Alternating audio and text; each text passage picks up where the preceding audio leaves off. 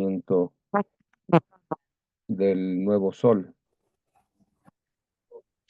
Y por lo general se lo espera la noche entera, la madrugada, y eso también implica, ¿no? Que estar despierto varias horas en, en el tiempo de descanso. Eh, el tema que plantea Gabriel, de modo preliminar, lo he titulado algo así como el diálogo civilizatorio como pilar fundamental para pensar una nueva pedagógica de carácter descolonizador. Ahora, lo primero que aquí vale la pena realzar es los conceptos son campos de lucha, redes en los cuales se enfrentan narrativas fundantes.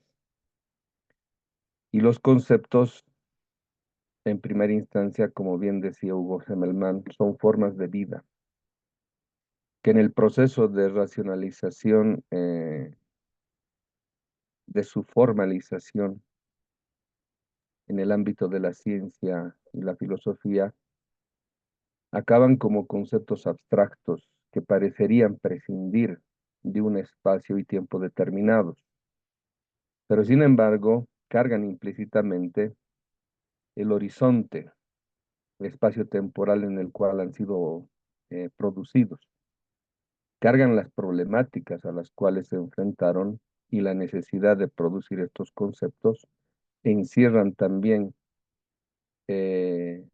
los horizontes epistemológicos desde los cuales es posible comprenderlos. Esta es una primera llamada de atención para destacar lo siguiente. Ahora que se está evidenciando el desplome de la civilización occidental, de su geopolítica centro-periferia, de su orden unipolar, eh, esto está acompañado también por el desmoronamiento de toda la racionalidad formalizada como ciencia y filosofía que ha producido el mundo moderno desde su expansión de modo global. Y esto es algo que uno tiene que tener muy en cuenta a la hora de proponer ya no solamente una crítica, sino una superación de los límites epistemológicos, metodológicos, eh, que envuelven el desarrollo de la producción de conocimiento que la modernidad ha generado a nombre de ciencia y filosofía. Y esto no es, y esto hay que subrayar también, no es y no parte de un puro afán etnocéntrico o de realzamiento de nuestras culturas de modo romántico, sino que nos estamos enfrentando al mundo moderno y a su horizonte civilizatorio que sería Occidente, porque han constituido desde sus propias experiencias civilizatorias las lógicas de dominación que han ido atravesando a toda la tradición occidental y que en la modernidad han tenido su culminación globalizando el mundo en torno a este diseño geopolítico centro-periferia. Y que también vale la pena destacar, este diseño geopolítico no es solo geopolítico, encierra una ontoteología y también una antropología. Desde el momento en el cual aparece esta clasificación antropológica entre superiores e inferiorizados, que produce el horizonte de prejuicios modernos, la humanidad básicamente ha sido catalogada en torno a la idea que la modernidad ha producido sobre humanidad. Es decir, su antropología encierra un humanismo negativo, en el sentido en el cual clasifica quiénes son seres humanos y quiénes no. De ese modo se puede entender de mejor modo el racismo ya no como una mera discriminación fenotípica, sino como la devaluación absoluta de la humanidad del otro. Y el primer otro que se encuentra en la aventura de la conquista y de la invasión al Nuevo Mundo fue el indio y posteriormente el negro. Y de ese modo se fue racializando la racionalidad moderna en torno a esta clasificación antropológica y que encierra a su vez la devaluación de todo su universo cultural y civilizatorio que tuvo que haber destruido el mundo moderno en sus posibilidades prácticas para imponerse la modernidad eh, como la única forma de vida posible, deseable y posible de ser implementada a nivel mundial. Tuvieron que destruir todo otro horizonte alternativo para imponerse el mundo moderno como el único mundo posible. Y para hacer esto, primeramente, sí, tuvo que usar la violencia de modo sistemático y que a su vez, en cada proceso de acumulación o nuevos ciclos de acumulaciones, siempre tuvo que imponerse de modo violento. Es decir, el acontecimiento fundacional que hace posible el mundo moderno no es por convencimiento racional, sino es por imposición violenta, de afirmación exclusiva del modelo, en este caso ya eurocéntrico, como la única forma posible de concebir lo que es verdadero, lo que es racional, lo que es humano, lo que es bello, etcétera, etcétera.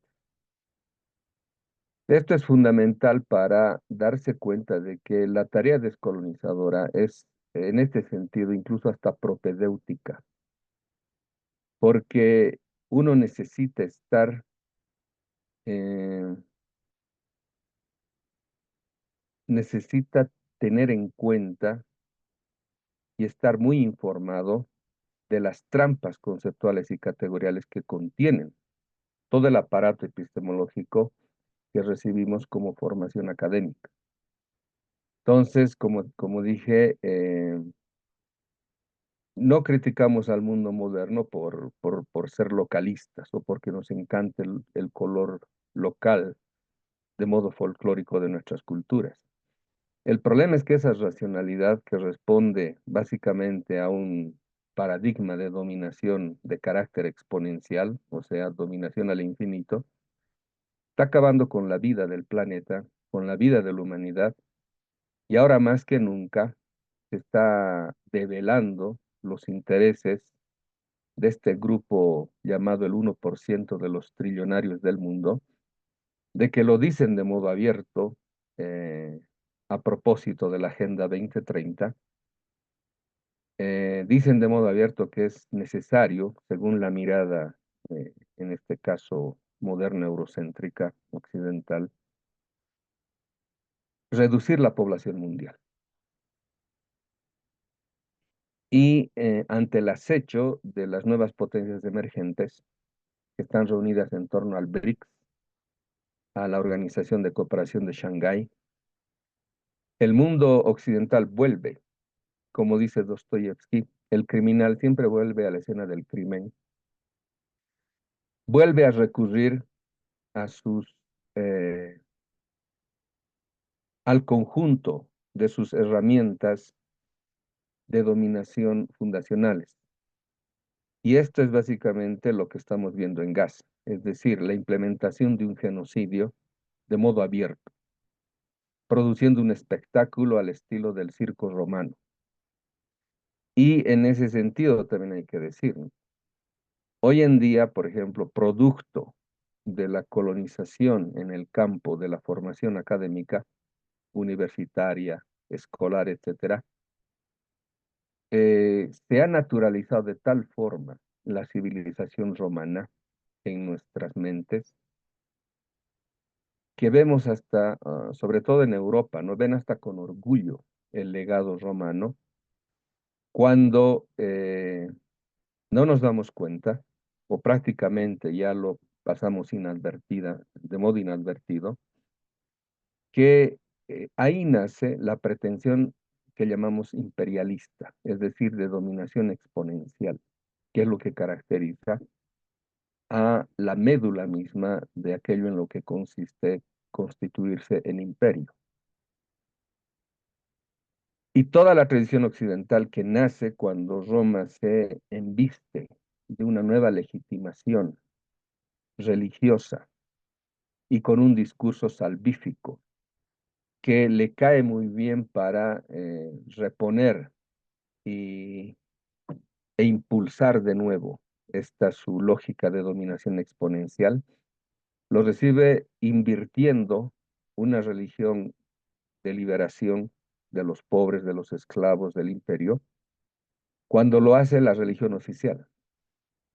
Y esto produce una inversión de valores que prácticamente atraviesa a toda la tradición occidental y en ella se afirma de modo encubierto los afanes expansivos de una civilización que, como ya ha naturalizado en su propio horizonte de expectativas esta dominación de carácter exponencial, en última instancia está afirmando algo que señala muy bien Frank Hinkelamer, cuando dice: Occidente se puede resumir básicamente en la siguiente frase: el verdugo es inocente porque la culpa y toda la culpa la tienen las víctimas. Es el discurso de los vencedores que se formaliza como racionalidad científica y filosófica, el que instaura la tradición occidental como imperialismo, como ideología imperialista. Y este es básicamente lo que desata las narrativas modernas en torno, por ejemplo, a la clasificación antropológica que he mencionado. Eso también está detrás de los diseños geopolíticos en torno a esta figura que ya aparece de modo tajante en la geopolítica del mundo moderno, centro-periferia.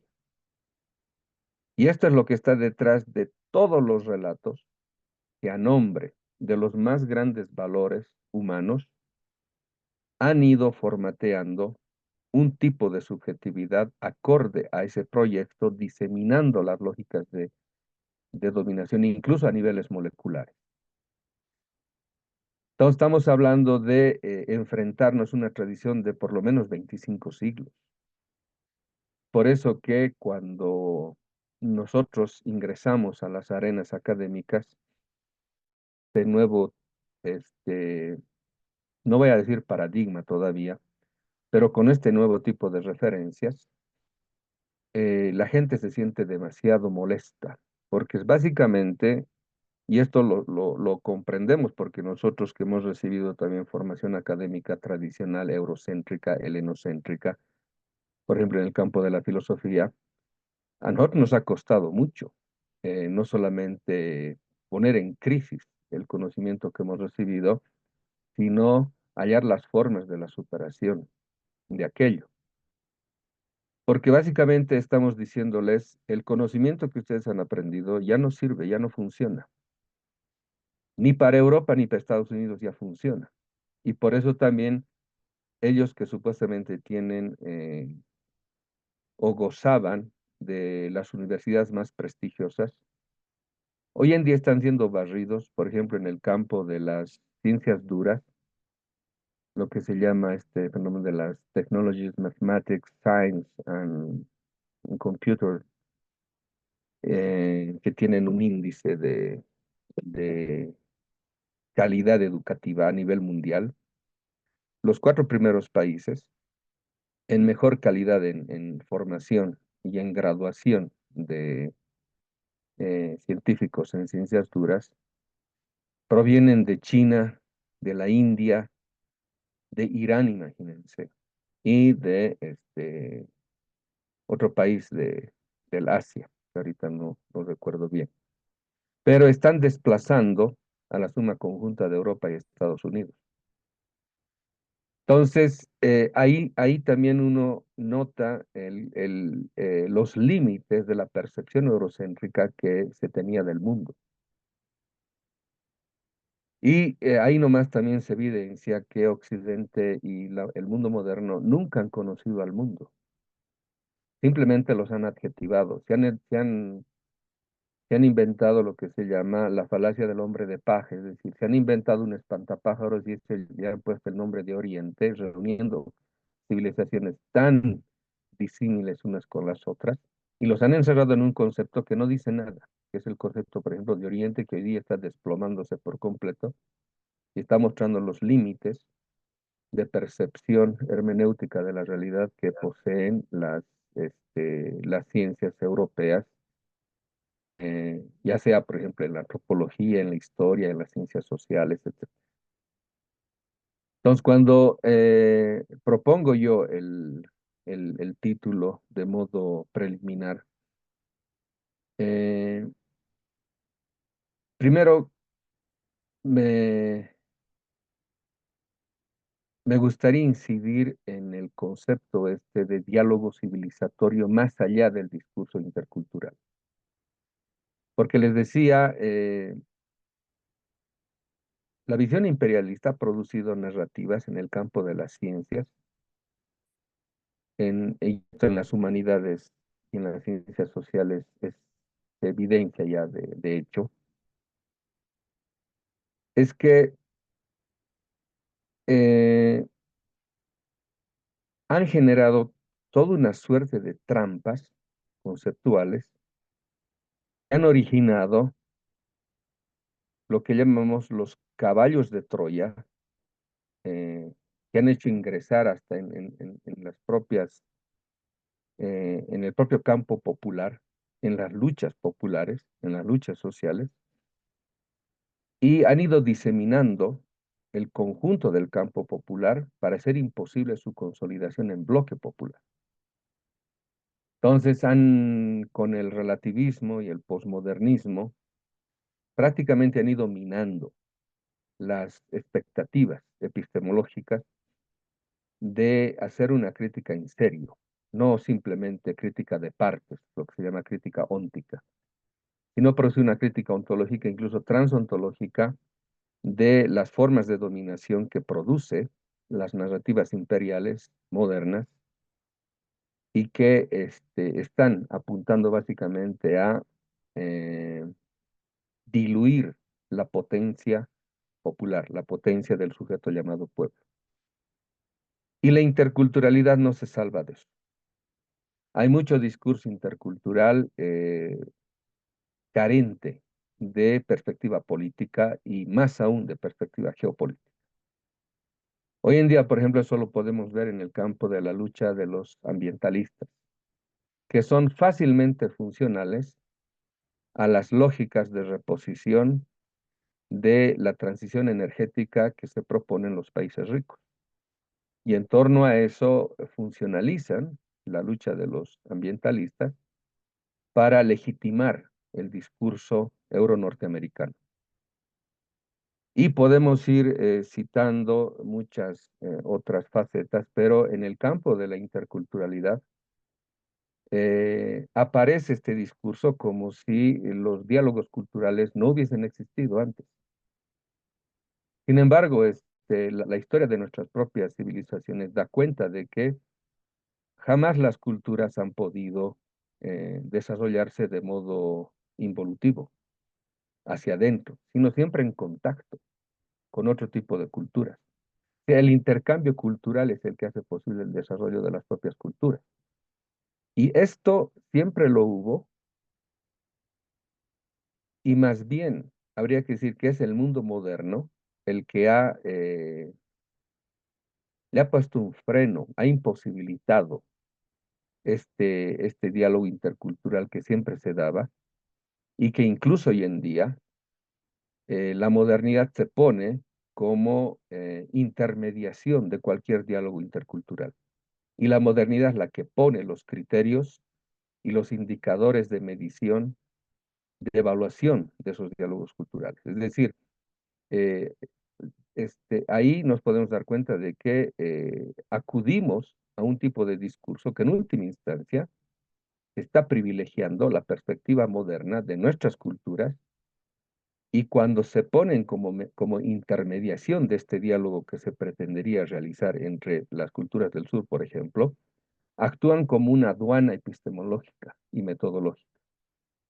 Entonces, desde ese punto de vista, uno tiene la batalla perdida porque en última instancia uno tiende, sin proponérselo, a reafirmar los valores, el sistema de creencias moderno occidentales. Entonces, es por eso que cuando hablo yo del diálogo civilizatorio, me quiero referir específicamente a lo siguiente. Y aquí voy a hacer una diferencia ya sustancial. No todas las culturas han accedido a ser civilización, en los términos en los cuales voy a plantear.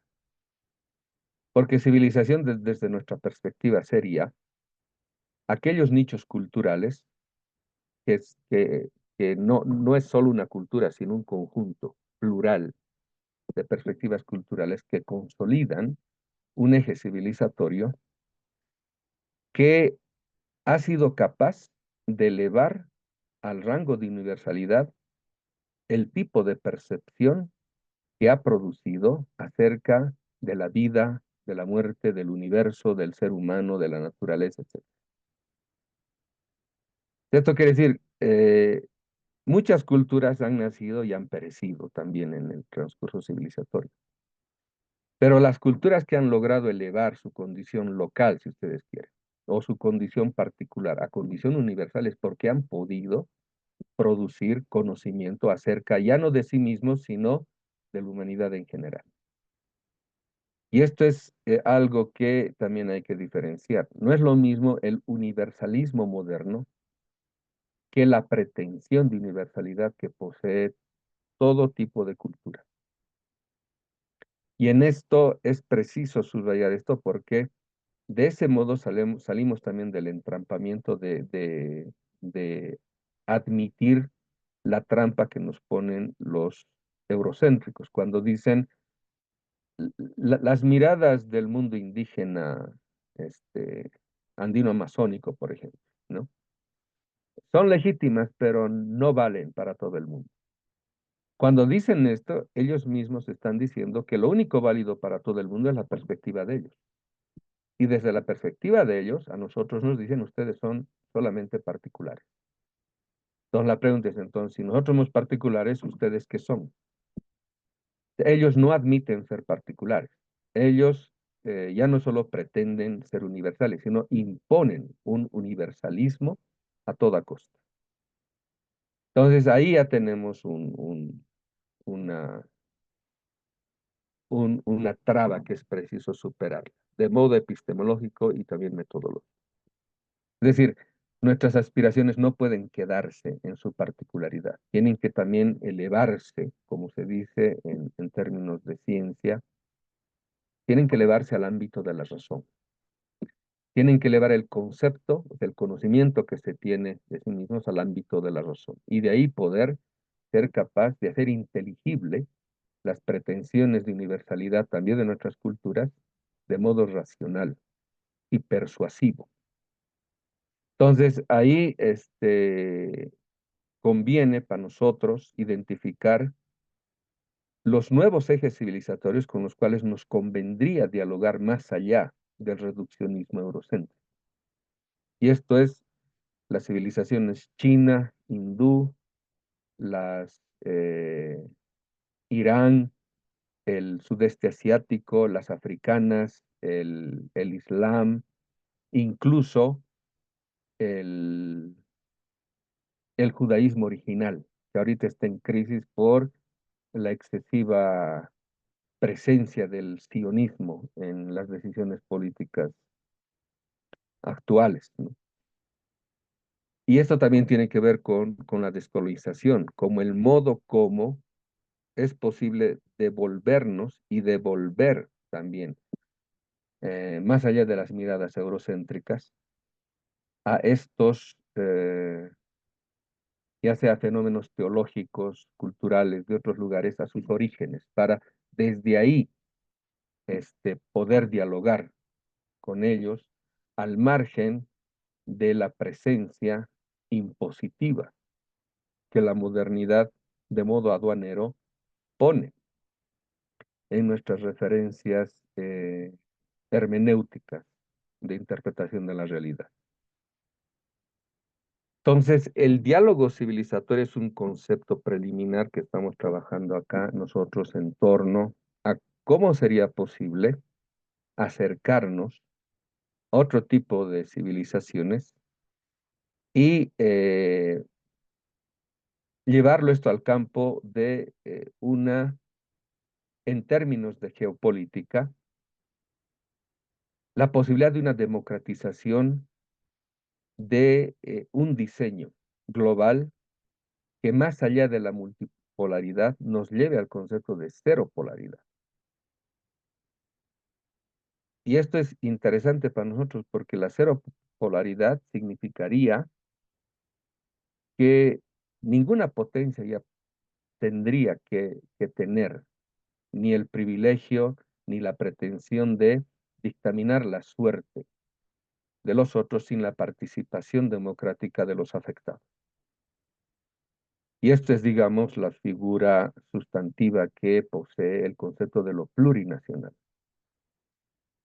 Y esto quiere decir con que un proyecto de vida es singular, como válido para todos, pero que ha sido producido en un ámbito plural de toma de decisiones democráticas con la participación horizontal de todos los afectados.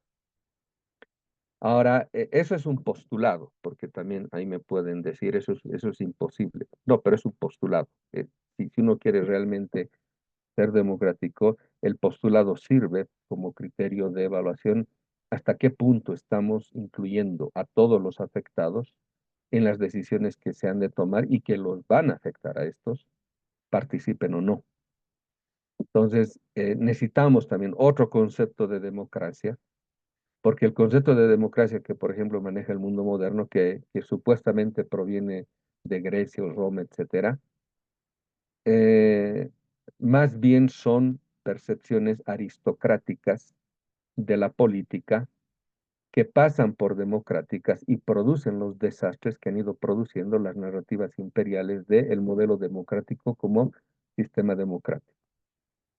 Habría que buscar en la historia, más allá de Roma y de Grecia, experiencias de democratización, por ejemplo, en las luchas mesopotámicas, que fueron no solamente anteriores en el tiempo, sino fueron experiencias más ricas y que se destaca, por ejemplo, el cómo un pueblo puede ser o puede constituirse en pueblo mismo desde su propio proceso de liberación, como por ejemplo está narrado en el Éxodo, y que aunque mucha gente quiera, qué sé yo, encontrarle su evidencia empírica histórica, no interesa tanto aquello, porque ese relato mítico sirve como modelo ejemplificador de en qué consiste una liberación.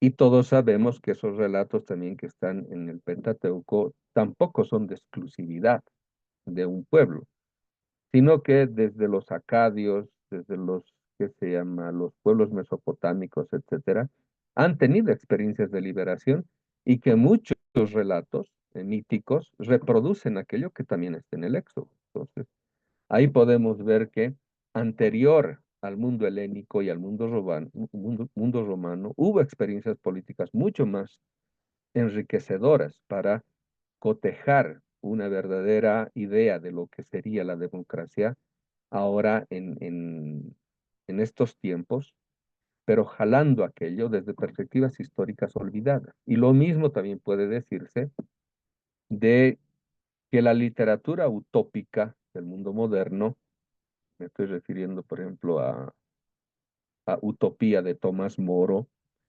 La ciudad del sol de Campanella o la Nueva Atlántida de Francis Bacon, que dieron origen después al socialismo utópico, son narraciones que se producen a partir de los relatos de los cronistas del Nuevo Mundo. Es decir, están relatando la forma de vida política de los habitantes del Nuevo Mundo. Y puede decirse que toda la experiencia, por ejemplo, de los iroqueses de la Confederación Haudenosaunee en el norte de América, dio origen al sistema llamado federal, que fue el que adoptó Estados Unidos de Norteamérica a la hora de su separación de Inglaterra. Y las ideas que tenían, por ejemplo, los Mohawk, los, los Cheyenne, los Lakotas, etcétera, fueron de inspiración para muchos antropólogos, humanistas, que transfirieron esas ideas a una Europa que arrastraba tradiciones monárquicas, no democráticas. De tal modo que si nosotros nos pudiésemos a evidenciar de dónde nos viene la idea de democracia, no proviene de Roma ni de la tradición monárquica occidental, proviene más bien de esta otra historia negada por Occidente, pero que sin embargo lo atraviesa también, y de los pueblos del Nuevo Mundo. Entonces ahí también uno tiene que hacer una suerte de ejercicio de descolonización en la historia, porque esto es clave en el asunto de la pedagogía, que es lo que a ustedes les interesa, porque la pedagogía, en tanto pedagógica, en los términos que maneja, por ejemplo, Enrique Dussel en su Pedagógica de la Liberación, tiene que ser consciente de que no está proponiendo una pedagogía más, sino al utilizar o resemantizar este entorno en tanto que pedagógica, está hablando de algo que todos los modelos pedagógicos se han ido olvidando, que es, para producir una pedagogía se requiere tener una idea del hombre, es decir, una idea del ser humano. ¿Qué tipo de ser humano es el que se pretende producir y crear en la propia praxis pedagógica? Si no se tiene claro esto, es decir, si una pedagógica no se plantea qué tipo de antropología ha de poseer como fundamento de la praxis pedagógica, esa pedagógica está siendo simplemente un mero discurso repetitivo de lo que siempre se ha hecho. Es decir, a donde arriba casi toda los sistemas pedagógicos modernos es a la constitución de las capacidades inteligentes del ser humano. Ahora eso está en crisis, ¿no? Ya por la presencia de la inteligencia artificial, hoy día necesitamos una nueva antropología y un nuevo humanismo que nos devuelva el sitio de prioridad al ser humano por sobre este tipo de inventos que ahorita amenazan incluso la propia existencia humana, ¿no? La inteligencia artificial ahorita tranquilamente podría hacer desaparecer a toda la clase media porque es la burocracia del sistema capitalista burgués y que resulta ineficiente comparado con lo que puede hacer la inteligencia artificial. Es decir, ahí necesitamos una nueva antropología que justifique el por qué el ser humano no puede ser prescindible, por qué las capacidades inteligentes del ser humano no pueden ser suplidas por las máquinas y por qué esto que se llama inteligencia artificial en realidad no es inteligencia. Es un conjunto de big data que es capaz de responder en tiempo real, de modo inmediato, por la acumulación de información que posee y que por la velocidad que administran sus propios algoritmos es que produce respuestas inmediatas también. Es decir, si a eso reducimos la inteligencia humana, por supuesto que salimos perdiendo frente a las computadoras. Pero haciendo una crítica de la razón práctica, podemos nosotros darnos cuenta de que el asunto, desde donde se desprende el concepto de eh, inteligencia, tiene que ver con la sabiduría. Y eso es algo que ningún robot, ninguna máquina podría hacer. Entonces ahí también nosotros necesitamos una nueva antropología para postular una nueva pedagógica y que siendo de liberación tiene que tener muy claro de qué realmente nos pretendemos liberar. Y ahí también, para no caer en el liberalismo, que pone demasiado énfasis al concepto de libertad como el fundamento de todo, también hay que señalar que el liberalismo puede fundar toda su arquitectura epistemológica en torno a la libertad, porque esa libertad es el desprendimiento y el divorcio que ha asumido el individuo burgués moderno, su divorcio de lo que es la naturaleza, su divorcio, su desprendimiento de lo que es lo sagrado de la vida. Es decir, el individuo moderno es la subjetividad que ha producido el mundo moderno para que sea este tipo de subjetividad la que impulse una economía como es el capitalismo en torno al crecimiento exponencial de la acumulación de las ganancias a nivel global. Y por ello puede concebir a la naturaleza ya no como un espacio sagrado, sino como un mero objeto a disposición. Entonces, todo esto tiene que servirnos para entender que hay que devolverle el fundamento a la vida más allá de la razón, como fundamento de la razón misma, para que, como decía Goya, la razón no produzca ya más monstruos. Hay que devolverle a la razón sensibilidad. No sé si se acuerdan de la obra de Javier Zubiri, que hablaba de la sensibilidad consciente o de la conciencia sensible. Eso nuestros pueblos lo tenían muy claro a la hora de hablar del sentipensar o el pensamiento, que por ejemplo los mayas lo trabajan muy bien. Es decir, una razón insensible es lo que ha producido el mundo moderno y esta razón insensible es lo que vemos en las consecuencias estas que de modo este, nefasto podemos atestiguar en torno a lo que produjo ese tipo de racionalidad en la Segunda Guerra Mundial y lo que está produciendo ahorita en el asunto en Gaza con los palestinos, etcétera. Ese es producto de la racionalidad moderna. Una vez, por ejemplo, a Elie Wiesel, que es un sobreviviente del Holocausto, le preguntaron, ¿usted le parece que lo que han hecho los nazis es irracional? Y él respondía de modo enfático y decía, no, a mí me parece que lo que han hecho es producto de la razón. O sea, le faltaba decir que es un producto de un tipo, de un ejercicio de razón. Esa razón que la llama la Escuela de Frankfurt, la razón instrumental, en realidad es una racionalidad de la muerte que a nombre de vida ha ido produciendo muerte en los 5 últimos siglos en los cuales se ha expandido el proyecto moderno.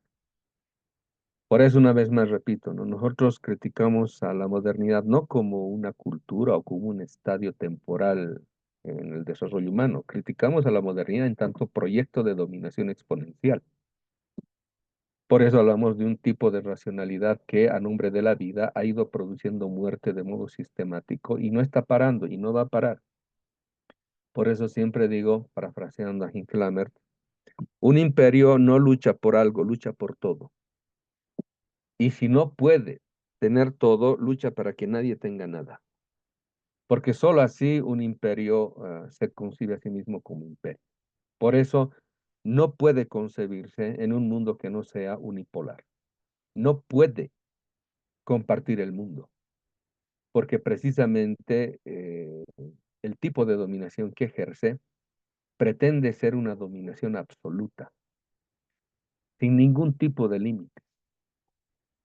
Y esto también encierra, está condensado y sintetizado en el concepto de libertad que produce el liberalismo. Y que hoy en día, por ejemplo, lo exponen de modo grosero los libertarios en torno a Milei, por ejemplo, este presidente argentino. Entonces, el diálogo civilizatorio ahora se nos presenta como algo urgente y necesario al margen de este sistema de epistemología aduanera que posee todo el mundo moderno en todo el ámbito académico, sobre todo en Latinoamérica, que es preciso superar para iniciar un diálogo horizontal sur-sur sin la intermediación de la mirada eurocéntrica. Y esto es lo que nos sirve a nosotros, por ejemplo, para esclarecer la idea de Occidente. Porque, por ejemplo, muchos decoloniales del norte inciden mucho en la crítica a la modernidad, pero se olvidan que la modernidad es la resignificación de la idea de Occidente como tradición imperial. No le toman demasiada atención a algo que es, por experiencia, es lo que ponen en la mesa de discusión geopolitólogos que provienen del llamado Oriente. Cuando se refieren a Europa y Estados Unidos, se refieren a ellos como Occidente. Y este concepto nos jala más atrás en el tiempo, no a los 5 siglos de duración del mundo moderno, sino más atrás. Entonces, es ahorita necesario tener una idea descolonizada de lo que es Occidente. Yo, de modo analógico, suelo decir, ¿no? Eh, el salir del laberinto de la modernidad no significa automáticamente haber salido de Occidente. Ahorita lo que se nos presenta como un, este, un desafío urgente es salir de Occidente, salir existencialmente de esa tradición imperial que se ha naturalizado en la propia subjetividad moderna. He ido diseminando las lógicas de dominación de tal forma de que ahorita cuesta mucho más que se consoliden bloques populares porque las luchas se han ido corporativizando con la presencia esta del posmodernismo que ha relativizado todo y nos ha hecho creer que no hay un enemigo global, sino que nuestras luchas solo pueden ser parciales, locales y corporativas, ¿no? O sea, nosotros luchamos por nuestros intereses y no nos interesa el interés general. Entonces, todo este tipo de cosas ha ido minando también las expectativas revolucionarias en nuestra región y que ahorita nos está costando, ¿no? En la primavera democrática, cuando estaban vivos Kirchner, el presidente Hugo Chávez, etcétera, eh, cuando básicamente la región estaba virando a la izquierda, ahí tuvimos la oportunidad de poder consolidarnos como un bloque regional, como la sexta economía del mundo, y desde ahí poder hablar de tú a tú con las demás potencias, pero no solo que las élites económicas, demasiado comprometidas con el dólar, no vieron la oportunidad de desprenderse de esa dependencia, sino también nuestras élites políticas, inclusive las de izquierda, como cargan el peso eurocéntrico de su formación académica, no supieron desarrollar en torno a lo más propositivo que había aparecido desde el 94 en la selva lacandona hasta la promulgación de la Constitución del Estado Plurinacional de Bolivia, con la idea del vivir bien como el horizonte tentativo de una nueva política. No supieron impulsar aquello porque no lo entienden y hasta el día de hoy no lo comprenden. Y como no lo comprenden, no lo desarrollan y no lo impulsan. Y lo único que hace la izquierda una vez que está en el poder es, como quien dice, limpiar la casa para que venga la derecha y haga después usufructo de todo lo que la izquierda ha podido reconstruir. Entonces, todo esto merece una suerte de desmontaje conceptual y categorial de todo aquello que aparece como trampas en toda la producción de conocimiento, la generación de pensamiento alternativo, crítico, descolonizado, etcétera, y que nos lleva a la cuestión siguiente. Para poder hablar de una pedagógica en los términos así de liberación, etcétera, tenemos que trabajar una antropología, como decir, un nuevo humanismo. Pero esto a su vez implica desprejuiciarnos del secularismo moderno y empezar a ayudarnos de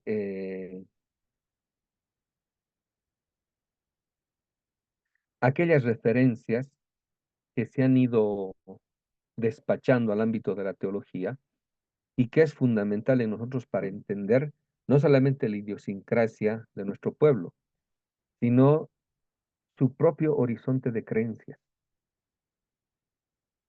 En última instancia, las creencias actúan por debajo como fundamento de las decisiones racionales. En este sentido, no es la razón la que supera al mito. La razón es la que explicita los mitos que tenemos por necesidad finita. Es decir, como el ser humano es finito y su conocimiento también es finito, no puede conocer todo, necesita de narrativas míticas que le dé sentido a la propia existencia, a la vida, a la imagen que uno tiene del universo, del ser humano, etcétera. El problema es que nosotros hemos sido formateados en las narrativas modernas, que han ido haciéndonos olvidar el otro horizonte mítico que hacía posible mundos de la vida mucho más estables en el tiempo, cuyo sistema de producción no afectaba al grado que el capitalismo afecta a la propia reproducción de la naturaleza. Entonces, no se trata de un retorno idílico, se trata de una actualización de estas, estas narrativas en torno a su formalización como ciencia, más allá de los prejuicios eurocéntricos. Porque cuando hablamos de pedagogía, estamos hablando del acto de enseñar. Los griegos, por ejemplo, tienen el concepto de paideia, lo que traducen los alemanes como el Bildung. Es decir, en el acto pedagógico lo que se está conformando es un ser humano. Ahora, no podemos eh, producir un ser humano sin una idea de qué tipo de ser humano estamos hablando. Ahora, este tipo de ser humano, ahora necesitamos dotarle de aquello que hemos ido olvidando y negando y que ha producido nuestra propia subjetividad barrada, dividida, una autonegación de nosotros mismos. Y este autonegarse, que en el campo de la política es nefasto, porque es básicamente lo que ha conducido a la dependencia estructural y sistemática de nuestros pueblos, ha producido en nuestras élites intelectuales una conciencia de tipo periférico satelital. Y esta conciencia periférico satelital es lo que impide la producción de una toma de autoconciencia, ya no solamente de quienes toman decisiones, sino en última instancia del pueblo mismo. Porque cuando hablamos de política estamos hablando del sujeto de la política, y el sujeto de la política es el pueblo.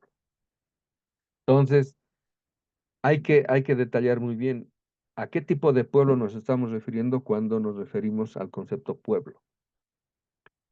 Porque la praxis pedagógica que pretenda no solamente ser crítica, sino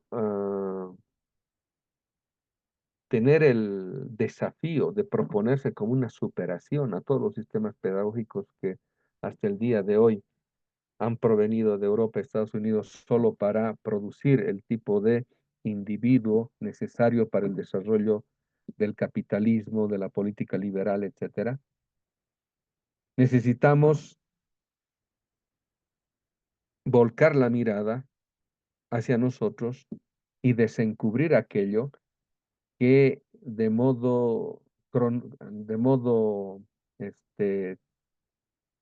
secular, o sea, por siglos, se ha ido naturalizando en nosotros. Esto que podemos denominar el contraargumentar a sí mismo. O sea, argumentar contra mí mismo, dándole la razón a las lógicas de dominación. Ahora, esto no es algo inmediato, esto va a ser generacional. Pero desde ya la pedagogía, en este caso le llamaremos de liberación y descolonizada, tiene que proponerse estos retos y tiene que proponerse por la urgencia que la humanidad está reclamando para resignificar el sentido de la vida. Por eso nosotros hablamos ya no tanto de las culturas andino-amazónicas, etcétera, sino tratamos de reunir a todas en el concepto de cultura de la vida. Desde la cultura de la vida se deduce una política para la vida, una economía para la vida, una ciencia para la vida.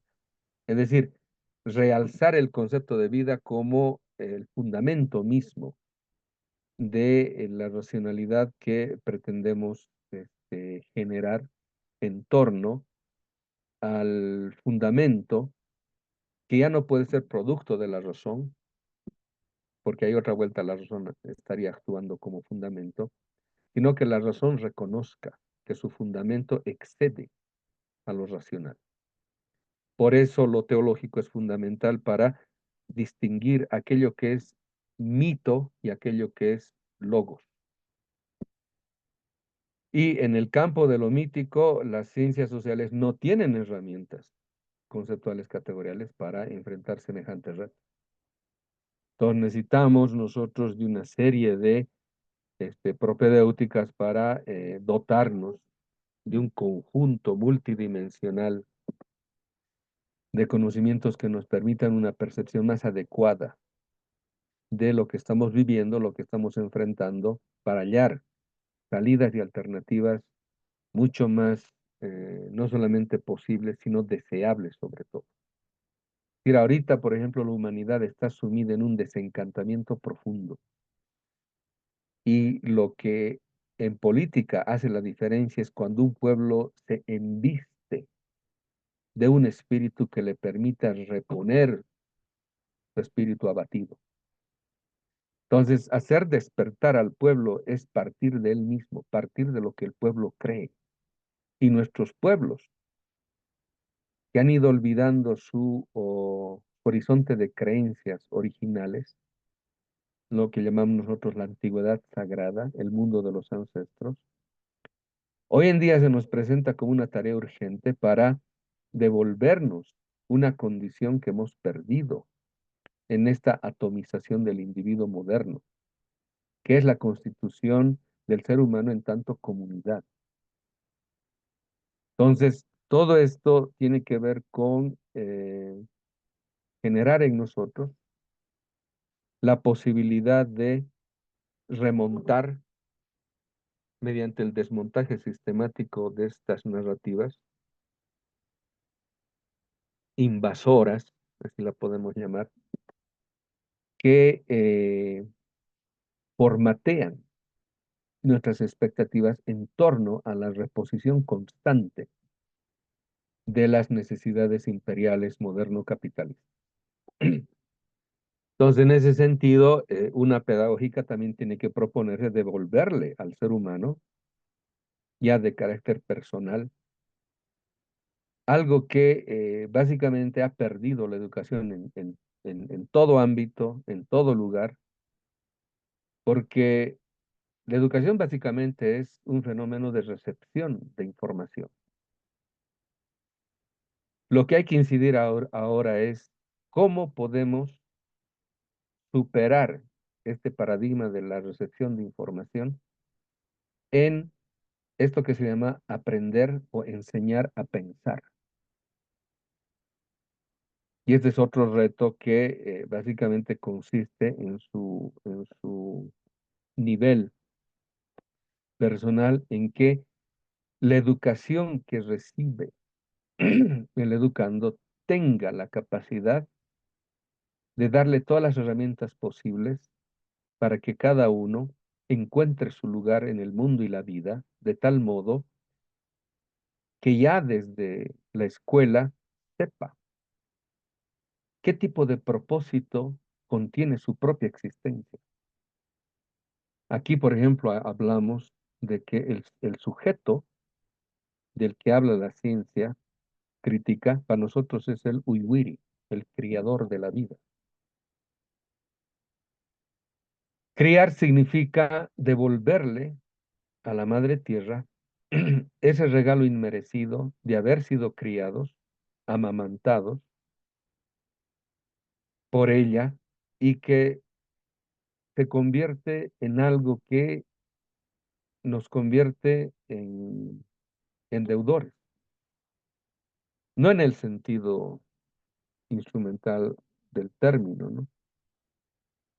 Sino en el sentido de que uno mismo, por opción libre, se constituya, como así ha sido criado, en criar también aquello que le ha dado vida. Por eso es tan enriquecedor este tipo de códigos que nos han legado aquí decimos nuestros ancestros, que estamos descubriendo en estos códigos un conocimiento compendiado, sintético, que ahora está mostrando sus brillos y que nos ayuda a comprender de mejor modo cómo la humanidad de esta parte del mundo ha podido respetar el circuito simbiótico entre seres humanos y naturaleza y ha podido generar este tipo de horizonte de sentido que se llama el vivir bien, el vivir en plenitud. Aquí se denomina el summa camaña. O sea, no es un vivir en el sentido hedonista, helénico. No, se trata de un producir comunidad, porque la comunidad es la estructura misma de la vida.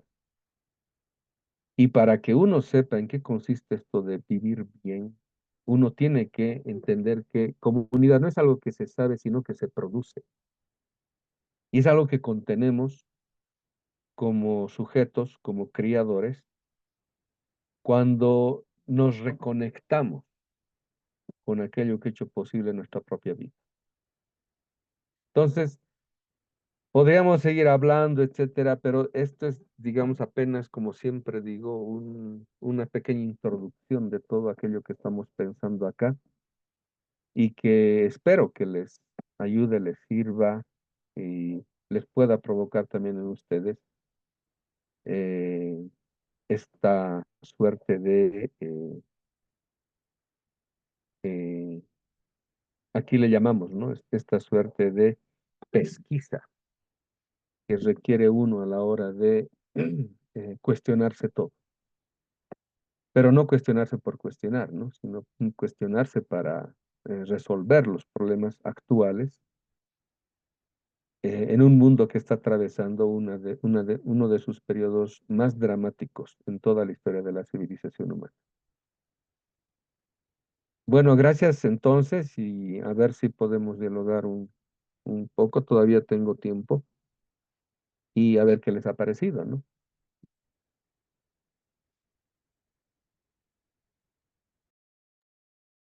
Muchas gracias, Rafael. Yo le pediría a los compañeros del seminario que tengan la inquietud y la necesidad de hacer sus preguntas, que las hagan en este momento porque esta es una oportunidad que debemos aprovechar, sobre todo por la riqueza de la presentación y sobre todo por la consonancia de esa presentación con lo que se está trabajando en el seminario.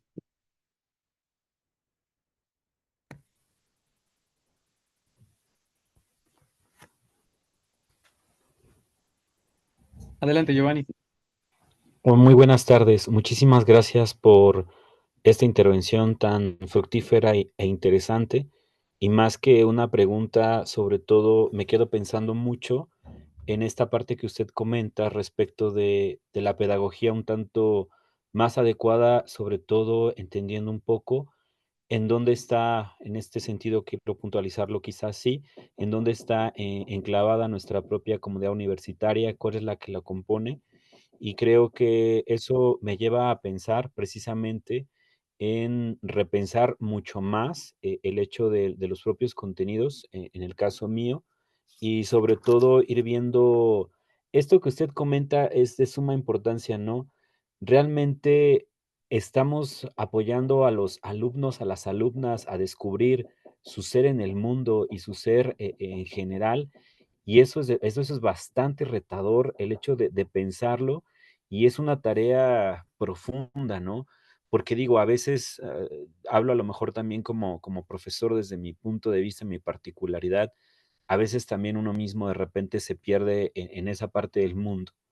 Y es complicado el hecho quizá de mostrar o de trabajar con los alumnos y las alumnas esta parte. Entonces, ahí me provoca, mejor dicho, esta parte de repensar un poco si los alumnos están encontrando su lugar en el mundo a partir de lo que se les va mostrando en la universidad, ¿no? Y eso es un compromiso todavía más profundo y más serio de lo que ya venimos realizando en general como planta docente, como cuerpo académico, como esta parte, ¿no? Entonces, la verdad sí me quedo pensando, me quedo con un reto muy profundo, honestamente, ¿no? Si bien ya lo hemos reflexionado a lo largo de las demás sesiones, pero esta en particular sí me ha provocado esto, ¿no? Y sobre todo el también cómo estamos con esta cultura de la vida, ¿no? Cómo estamos volviendo, más que a retomar lo que los ancestros, cómo estamos dialogando con esta modernidad, con estas cuestiones. Yo soy de una comunidad del sur de Tlaxcala que está específicamente al sur, entonces estamos muy cerca de la ciudad de Puebla y de repente tenemos una identidad un tanto compleja en ese sentido, porque por una parte nos sentimos tlaxcaltecas porque somos parte del territorio, pero de repente tenemos prácticas citadinas en ciertas cuestiones, entonces me quedo pensando muchas cosas. Ya no quiero acaparar más la palabra y muchísimas gracias por la escucha. Eh, Gracias, Giovanni. Rafael, ¿te parece que juntemos algunas intervenciones para que puedas tú cerrar? Ulises. Sí, gracias, Rafael. Quizá solamente una pregunta, a lo mejor si se pudiera abundar un poquito en en uno de los temas que tocaste, ¿no? También, porque se habla, por ejemplo, mencionaste ahí que el tema no es un retorno idílico, ¿no? A lo que fue en términos de, pues, de nuestras culturas, sino que es como un tanto más una especie de actualización, ¿no? Entonces, ahí, y lo comento acá porque también a veces es pues son los debates que a veces surgen también de repente acá, ¿no? En la vida universitaria y en esa idea de esa actualización, ese debate, bueno, más bien es ese diálogo constante, ¿no? Que de todos modos se va dando con el tema de la técnica, ¿no? La ciencia y la tecnología. Entonces, en ese sentido, ¿cómo verías tú la cuestión, ¿no? ¿Cómo se puede dar ese diálogo, ¿no? Con la ciencia occidental, con la tecnología occidental? Eh, Porque sí ha sido como un tema recurrente, ¿no? Que a veces desde ciertas posiciones, pues pareciera que la ciencia debe ser totalmente desechada, también la ciencia occidental y la tecnología occidental. Entonces, ¿cómo verías tú la relación que deberíamos establecer, ¿no? Con la ciencia occidental, entendiendo que también es un complejo, ¿no? Que se formó también a lo largo de este periodo de, pues, al menos los 6 siglos con conocimientos de otras culturas, no necesariamente eran todos descubrimientos occidentales, ¿no? Entonces, nada más, esa sería mi pregunta. ¿Algún otro compañero o compañera que quiera hacer una pregunta al ponente? Bueno, entonces responderé eso porque me parece fundamental hablar de esto. Ah,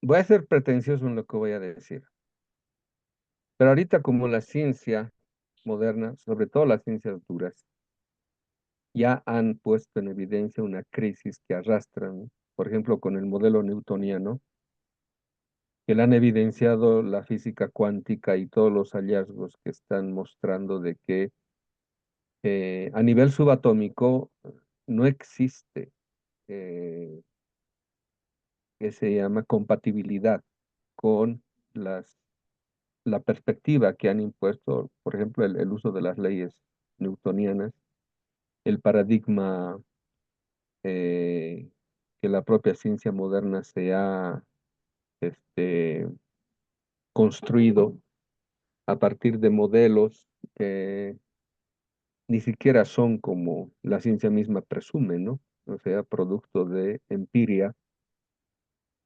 y que tienen una carga también hasta, podríamos decir, hasta teológica sin saberlo, ¿no? Mucho de eso habla, por ejemplo, Alexander Koire a la hora de hablar del desarrollo de la ciencia europea.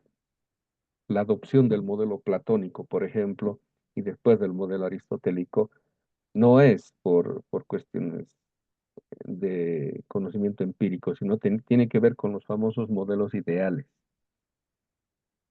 Y a ello nosotros podemos decir lo siguiente. Ahorita no existe un modelo,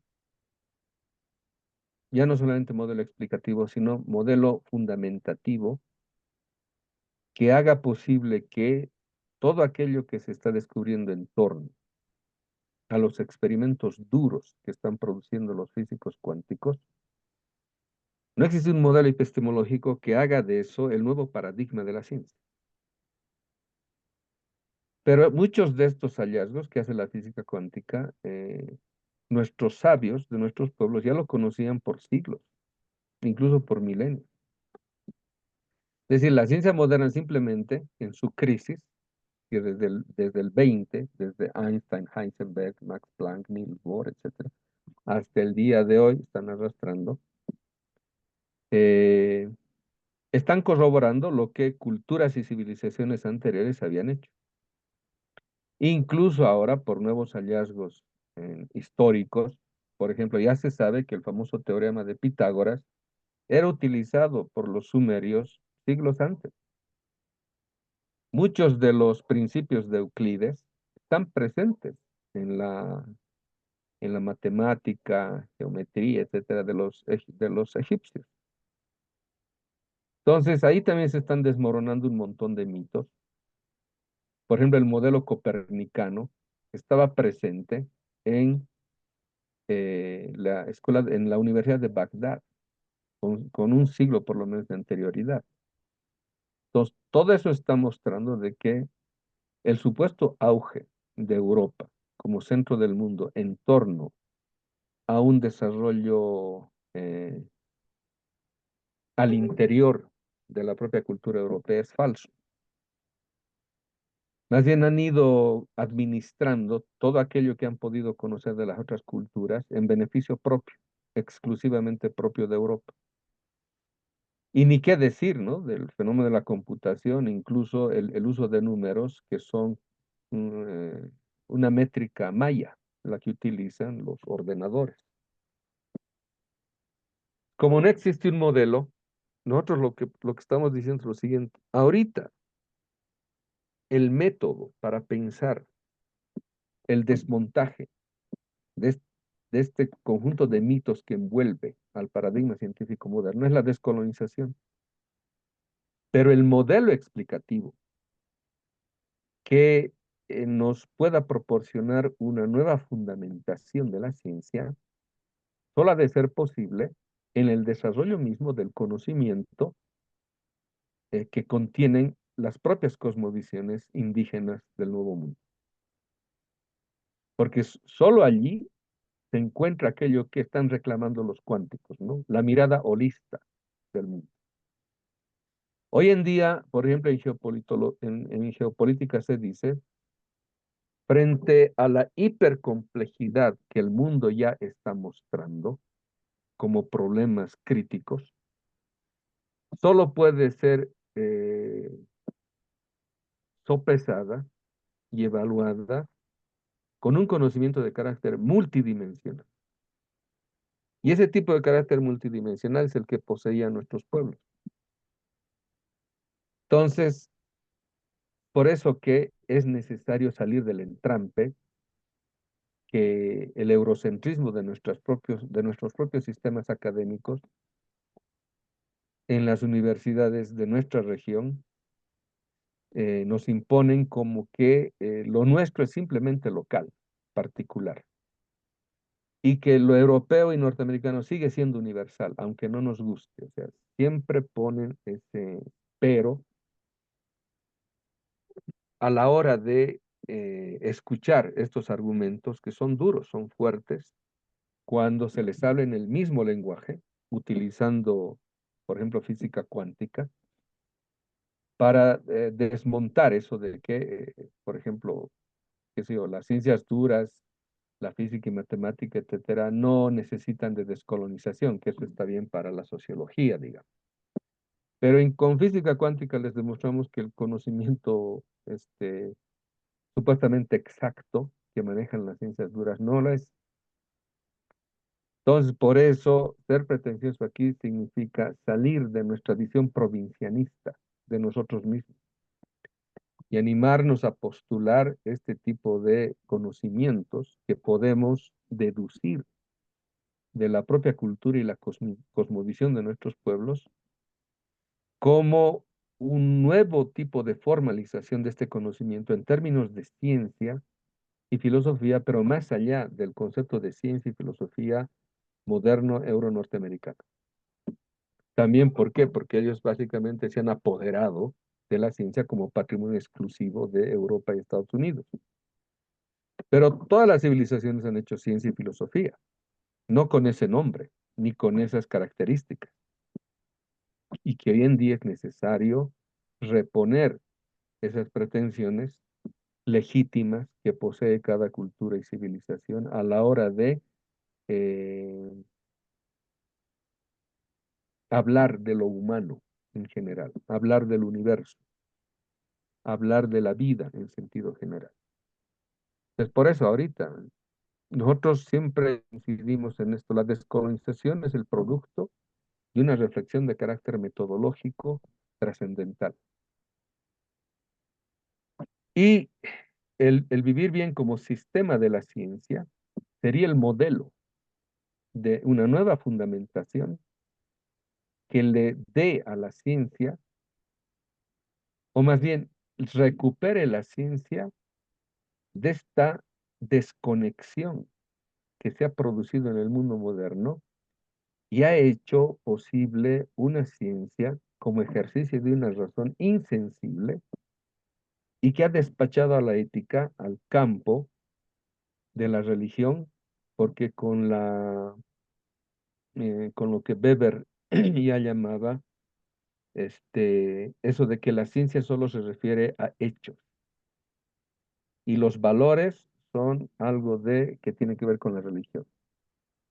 Sí, esta partición que ha producido la propia ciencia moderna ni a la ciencia le sirve hoy día en la actualidad, porque es lo que decía, ¿no? O sea, si la razón produce monstruos es por la propia definición que tiene el concepto de razón que estamos manejando. Entonces, devolverle el carácter ético al ejercicio racional ahorita es fundamental para recuperar la ciencia como una ciencia para la vida. De lo contrario, la ciencia misma va a actuar como un tánatos que nos va a llevar a este suicidio colectivo de la humanidad y que hoy en día está siendo muy bien funcionalizada en torno a los intereses del 1% de los ricos y sus de Davos, de los Bilderberg, etcétera, que ya lo dicen sin el mayor reparo acerca de sus pretensiones de dominio mundial, deshaciéndose, ¿no?, de 2/3 de la humanidad en torno a la producción de pandemias, de guerras y de todo ejercicio de carácter, de todo ejercicio militar, de carácter ya sea sanitario, social, etc. Bueno, no sé si hay otra pregunta por ahí. Yo, perdón, yo quisiera hacerte una pregunta, Rafael, a partir un poco de lo que señalas. En realidad es una pregunta que tiene que ver con los desafíos que implica el trabajo institucional de la interculturalidad.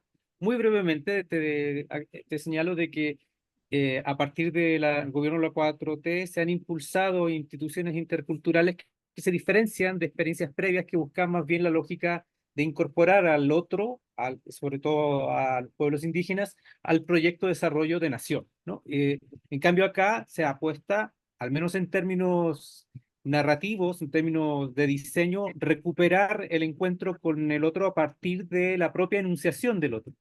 Esto tiene como dos como exigencias, creo yo, que me parecen que no tenemos claridad. Uno es qué es lo que se puede esperar de una comunidad que pueda estar esencial, o no esencialmente, pero sí en términos de proceso, permeada por el propio discurso de la modernidad.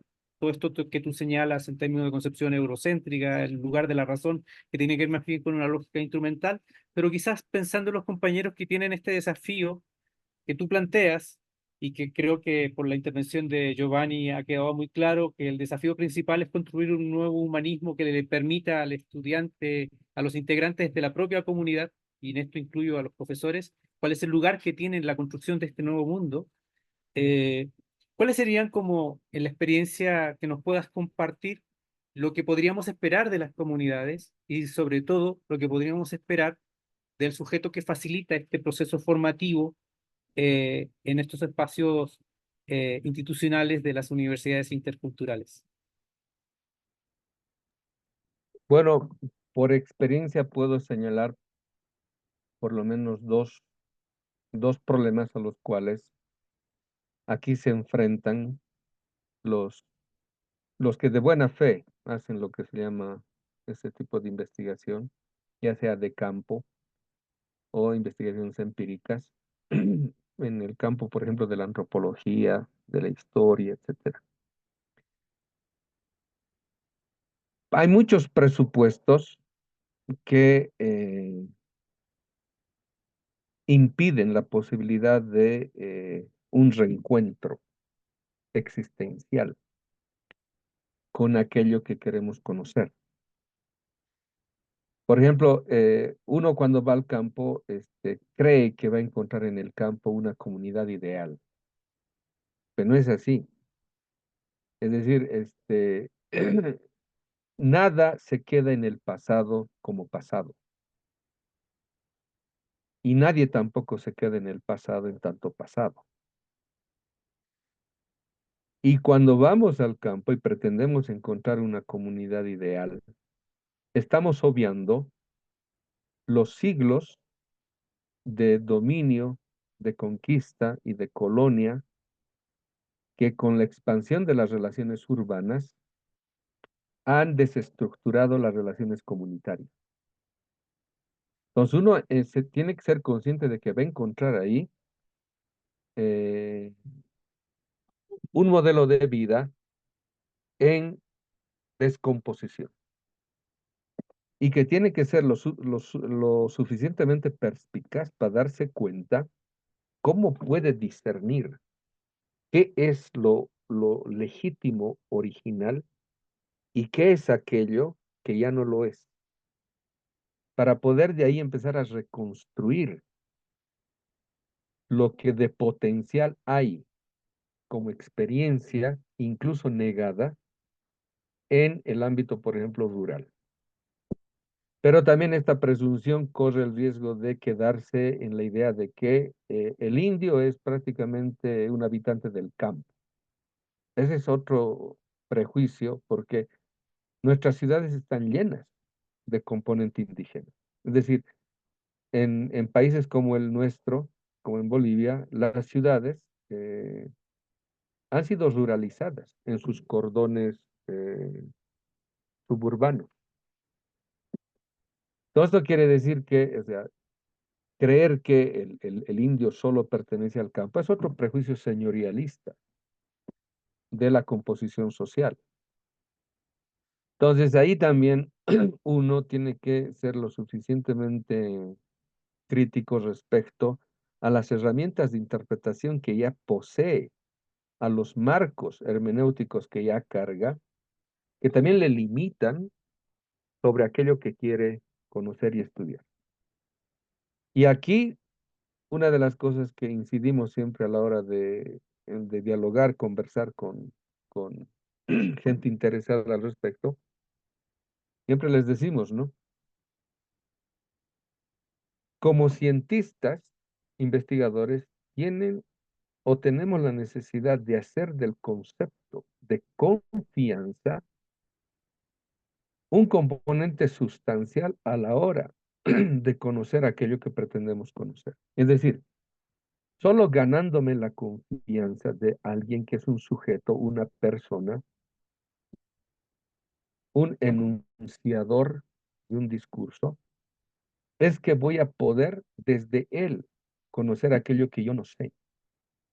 Pero si voy como un observador contemplativo, como el famoso punto cero de observación, lo único que voy a poder colegir son datos y referencias eh, demasiado generales y nunca voy a ingresar en su propio mundo, en su propia cosmovisión. ¿Por qué? Porque ahí la relación sujeto-objeto impide un real proceso de producción de conocimiento.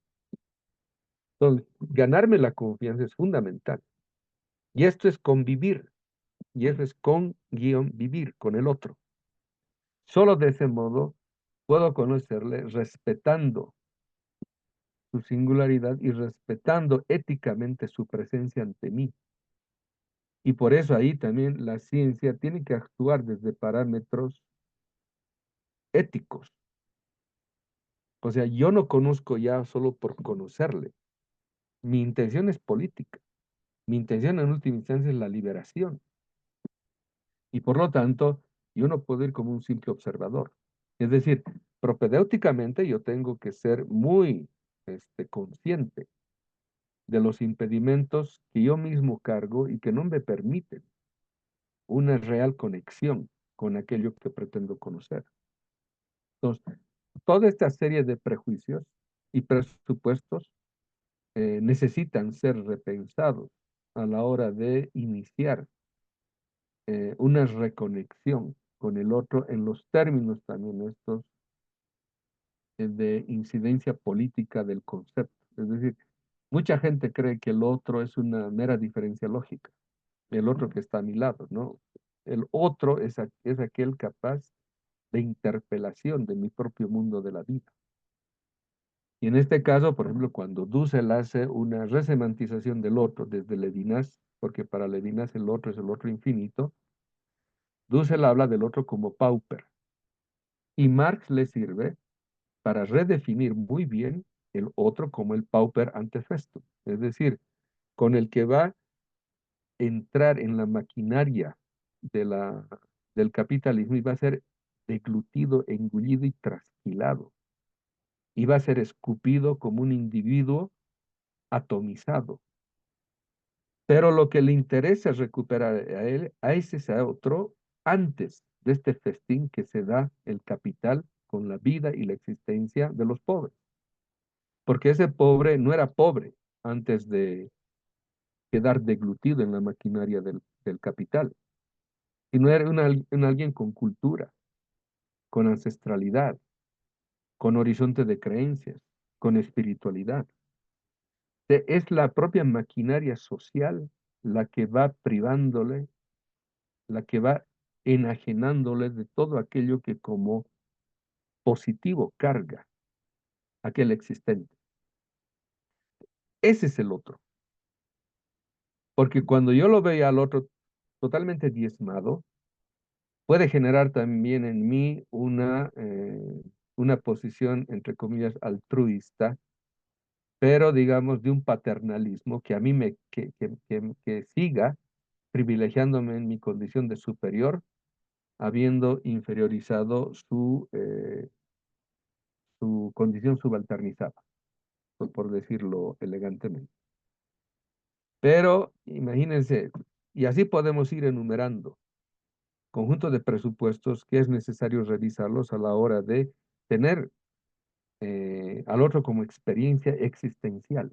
No se trata solamente de hacer teoría, porque aquí tenemos que hablar de que la teoría también puede construir castillos en el aire, sin ningún tipo de sustento real. Cuando quiero hacer una teoría al servicio de la revolución, al servicio de la liberación, tengo que tener bien claros los propósitos éticos del conocimiento que estoy queriendo producir, sus finalidades y sus consecuencias políticas. Porque, ¿de qué otro modo podemos advertir si una teoría me sirve o no? Por sus consecuencias políticas, así de simple. Y ahí me demuestro yo si estaba o no equivocado. Algo más. Salvo que alguien quiera hacer alguna otra pregunta o el propio Rafael quiere hacer una intervención final. Eh, entonces, Ulises, te dejo la palabra para cerrar, por favor. Sí, nada más era una pequeña pregunta. Justo ahorita me salió la duda, ¿no? Porque, bueno, y estaba como rememorando un poquito toda la plática y mencionabas el tema de los postulados, Rafael, ¿no?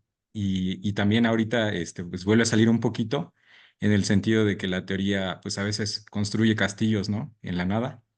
Entonces, quizás si pudieras comentar un poquito en torno a la diferencia entre, pues sí, estas ideas, ¿no? Eh, o conceptos que aparecen en la teoría y su diferencia con la práctica política, ¿no? Que la práctica política es algo, pues, complejo, ¿no? Con múltiples niveles y que a lo mejor a veces cuando se busca construir esos postulados que estaban, pues, escritos desde la teoría y más como en un golpe de un momento a otro, pues surgen complicaciones, ¿no? Entonces no sé si por ahí hubiera, algún pequeño comentario al respecto.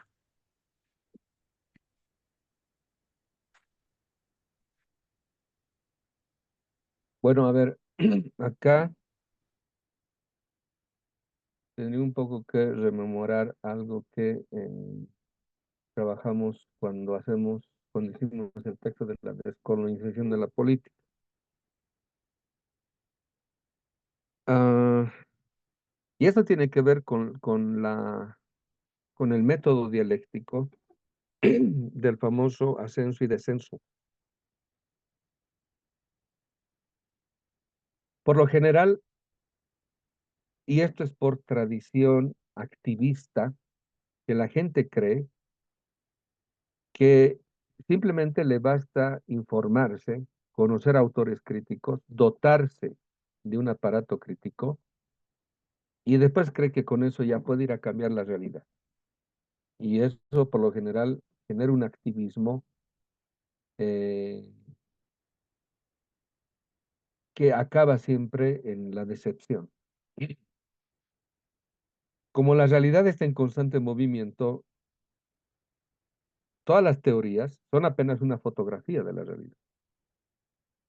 Nosotros tenemos que hacerle mover, como se mueven los fotogramas para producir una película. Esto que produce la persistencia de la retina. Y esto tiene que ver con el método dialéctico, ¿no? El famoso ascenso-descenso. Es decir, por lo general la gente opta por el ascenso, pero se queda en el ascenso. Y luego no hace el descenso, porque en el descenso es donde, otra vuelta, ponemos en crisis los conceptos que hemos producido, lo ponemos ante el tribunal de la realidad para ver si realmente sirven o no.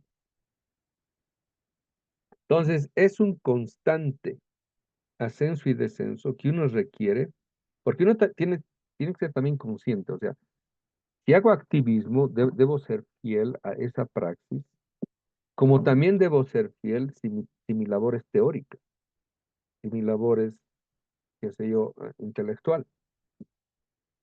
No puedo mezclar, no puedo engañarme en pretender ir por dos caminos a la misma vez.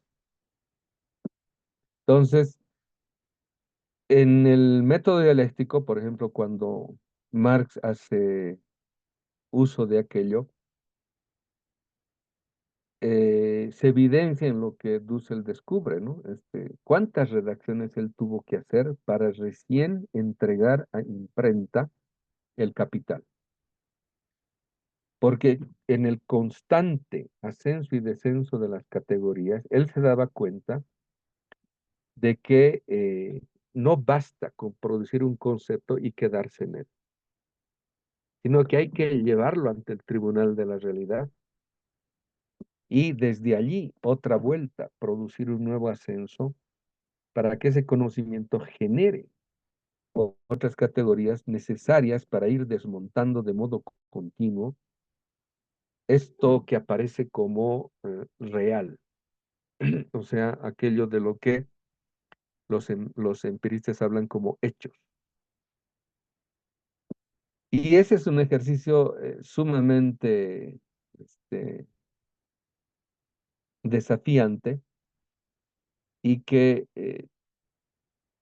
si antes los, los, los teóricos tenían el tiempo necesario suficiente para poder realizar este tipo de actividad, hoy en día, con la presencia de las redes sociales, con la presencia de la digitalización, con la presencia de este tipo de útiles que tenemos desde el celular, etcétera, prácticamente nos han condenado a la fugacidad del propio tiempo necesario que un pensador necesita para pensar la realidad. Es la propia forma de vida la que nos priva de esta necesaria calma, paciencia que necesita un pensador para ponerse a pensar lo real de la realidad. Entonces, por eso, cuando nos ponemos a hacer las críticas en el campo de la metodología, toda la gente también espera primero un método, ¿no? Y desde el cual deducir cómo debe investigar, pero ahí también ya se ha entrampado porque estos métodos han sido pensados para no lo que queremos conocer, sino incluso para poder negar lo que queremos conocer. Entonces, el método es lo que aparece al final de la investigación cuando uno toma autoconciencia de cómo ha conocido lo que ha conocido.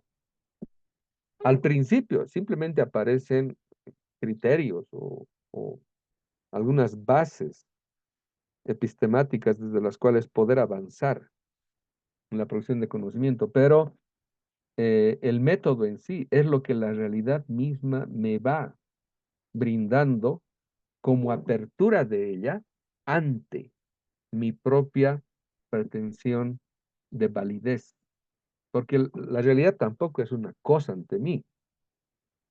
La realidad es producto de subjetividad. Lo objetivo de la realidad es producto de subjetividad.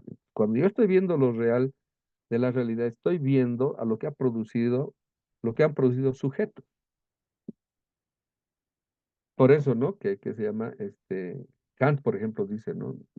No podemos conocer la cosa en sí, porque en nuestros términos la realidad siempre va a ser más de lo que podemos conocer de ella, porque lo que estamos conociendo de ella es lo que han producido los sujetos como realidad. Entonces ahí me estoy enfrentando a subjetividades en última instancia, desde la propia nominación. ¿Por qué llamamos al árbol árbol? Por ejemplo, nosotros aquí a los cerros no les decimos cerros, les decimos huacas o les decimos pachachilas, o sea, abuelos. ¿Qué quiere decir eso? ¿Qué significa que a un cerro ya no le diga cerro, sino le diga achachila? Que le diga abuelo.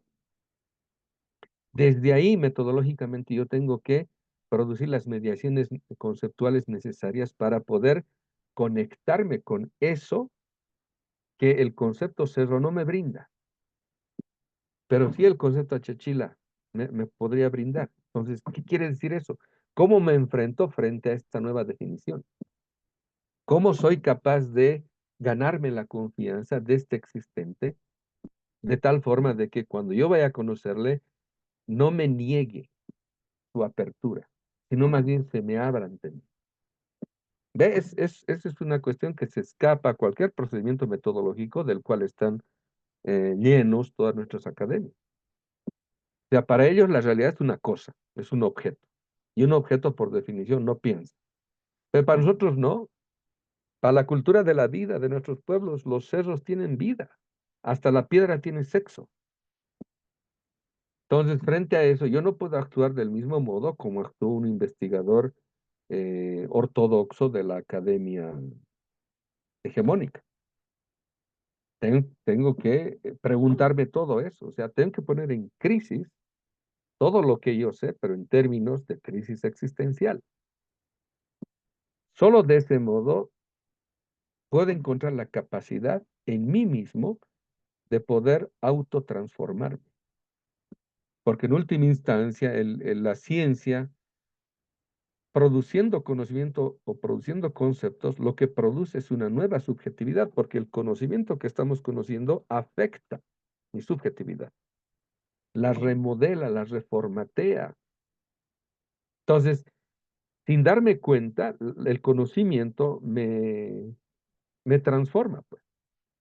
Pero cuando soy consciente de aquello, cuando tengo propósitos definidos, éticos, y del propósito mismo, del por qué conozco, del por qué quiero conocer, entonces se me aclara de que el conocimiento que estoy produciendo me va a afectar. Entonces, en esa medida, ser autoconsciente significa qué tipo de afectación quiero que tenga en mí ese tipo de conocimiento que estoy conociendo. Nosotros, por ejemplo, hacemos aquí el uso del término de biohermenéutica para decir cuándo realmente uno cambia, cuándo realmente uno es capaz de pensar todo de nuevo, cuando hasta la última célula que tenemos, porque la célula es la primera entidad consciente que tiene el cuerpo, es capaz de recibir nueva información. Solo en este sentido, cuando hasta las células en mí reciben este nuevo conocimiento que estoy produciendo, se reformatea todo el sistema biológico que tengo. Y de ese modo puedo decir que sé y soy consciente de que he cambiado, de que estoy cambiando. Pero si no soy consciente de eso, entonces el conocimiento que estoy logrando se está produciendo al margen de mi propia voluntad. Y yo estoy siendo simplemente una tabula rasa sobre la cual se está escribiendo algo que no me concierne y tampoco llena todas mis expectativas, pero sin embargo ya me está formateando al modo como ese conocimiento prescribe. Bueno, entonces, si no hay nada más, ha sido un gusto conversar con ustedes. Espero que les haya sido útil esto que les comento de las cosas que aquí pensamos como taller de la descolonización y comunidad del pensamiento amáutico. Y ya en otra veremos cómo nos volvemos a contactar. Muchas gracias, Rafael. Te agradecemos. Yo creo que fue beneficioso para todos, todas los que estamos acá. Entonces, pues ojalá no sea la única vez, ¿no? Que podamos, platicar este tipo de temas. Gracias. Ok, adiós entonces. Hasta luego.